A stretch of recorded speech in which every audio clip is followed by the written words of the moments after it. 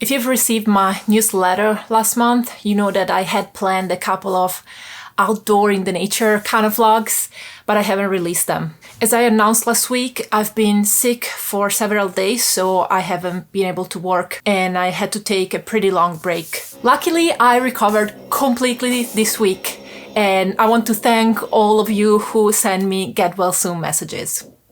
I came back to work, so now I'm available to answer your emails, messages, and comments on the channel. What has been harder though has been going back to my creative work of making videos. I feel like I'm re-emerging from my convalescence with all the extra work that coming back from a sick leave implies, but I'm struggling to cope with something else now. When I'm working at my desk, focusing on my daily tasks or running errands, there is always this dark sensation constantly in the back of my mind. The awareness that we're living in such a delicate situation, that so many lives close to us are in the hands of few. When I do anything in my days, I cannot go too long without worrying for what's happening in Europe and what might happen if only one of our politicians make the wrong move. It's very sad to say, but despite the fact that there are many wars on the planet going on, not all wars have the same weight for us in Europe. Unfortunately, most of them don't have a direct impact on us as civilians, so they go unnoticed.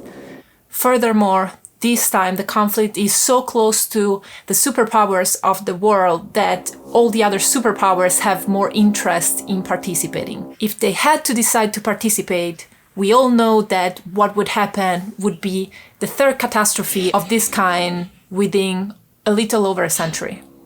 You know, when I was living with my family, we sometimes used to play this cardboard game called Risiko. That game has always seemed so unrealistic to me. A world where armies and who controls them have so much power, as if countries were made of civilians first and foremost. Well, the reality of these days made me reconsider my observations. It truly feels like we are experiencing a conflict caused by nothing but armies and who has the power on them, disregarding the real populations and what they want or what they feel. And the reaction to give to this attack is evaluated by mere numbers of soldiers, tanks, and weapons. We've been through this multiple times in our recent history. Let's not make the same mistakes. Let's focus all our actions and our feelings towards goodwill, compassion, solidarity, sisterhood and brotherhood among all people, despite what language they speak, and yes, despite what they think. We're seeing many people giving publicly on the internet foreign politics opinions, supporting one faction or the other, trying to find who's guilty and who is not for this horrible situation. Please keep these opinions to yourself, as they don't give any help to anyone at the moment. They just make things worse. I know it's not to answer, especially when we read some absurd opinion online. We absolutely want to go and comment to contradict it. I invite all of you listening to me now to be strong these days and avoid answering to any provoking comments on the internet.